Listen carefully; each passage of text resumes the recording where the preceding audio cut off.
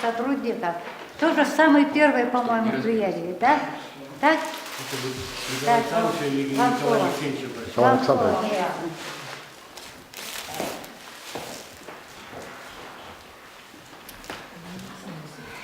Уважаемый Иван, уважаемые коллеги,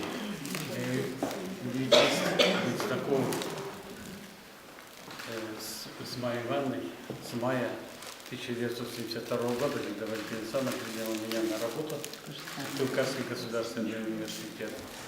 И с тех пор, так сказать, на моих глазах ее, так сказать, замечательно бурная, неиссякаемая деятельность, она продолжается. И это я очень радует и меня тоже.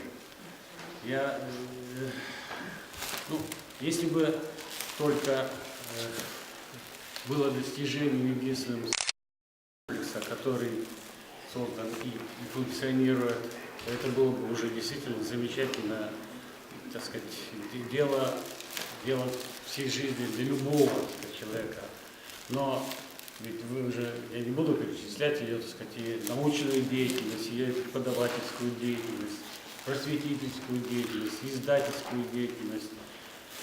Ну, нет, так сказать, той области культуры, значит, просвещения, где бы она, к чему бы она ни прикоснулась, если ее прикосновение всегда было плодотворным прежде всего для Сыктывкарского государственного университета, для имиджа Сыктывкарского государственного университета. Это всегда я видел, было одним из главных, к чему стремилась Майя Ивановна. Тут, наверное, мало кто остался, кто помнит, каким был музей в начале 80-х годов.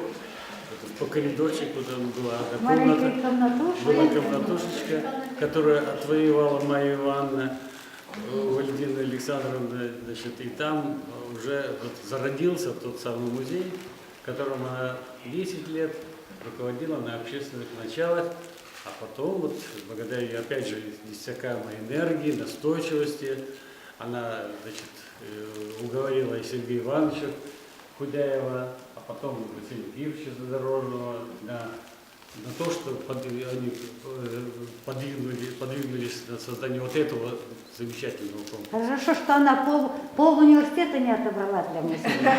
Ну, понимаете, где тут мера, никто не знает.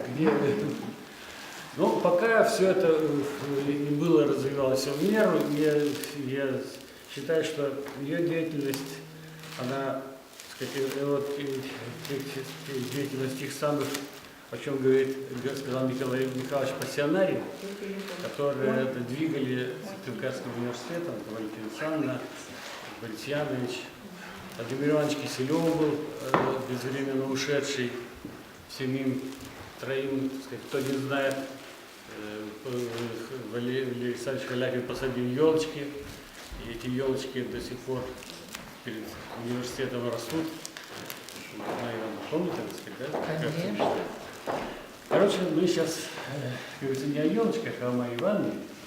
И я бы хотел пожелать ей доброго здоровья, такого же цветущего, замечательного вида. Она вот, ну вот, всегда, когда встречаешься с ней, она тебя вдохновляет, и ты, так сказать, хочется что-то совершить.